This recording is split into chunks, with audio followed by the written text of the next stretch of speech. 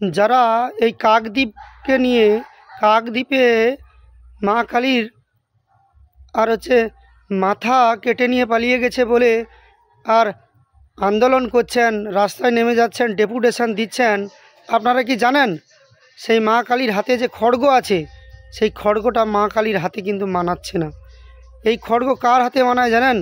আমাদের রাজ্যের মুখ্যমন্ত্রীর হাতেই খড়গটা মানায়, আর পৃথিবীর কারোর হাতে এই খড়গ মানায় না।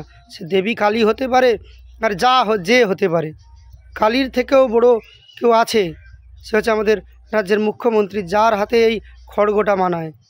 আপনারা আমাকে হয়তো গাল দিচ্ছেন, আমি বলছি না কথাটা এই রাজ্যের একজন নেত্রী বলছেন, যিনি আমাদের রাজ্যের মুখ্যমন্ত্রীর বড় ভক্ত। শুনুন তার মুখে কথাটি।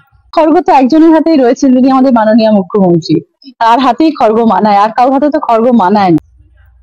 শুনলেন তো? এবার ভাবুন বসে বসে, মা কালীর হাতে খড়গ মানায় নাকি? খড়গ একমাত্র আমাদের রাজ্যের মুখ্যমন্ত্রীর হাতে মানায়। আমাদের রাজ্যের মুখ্যমন্ত্রী আমাদের গর্ব। আপনারা মানুন আর নাই মানুন।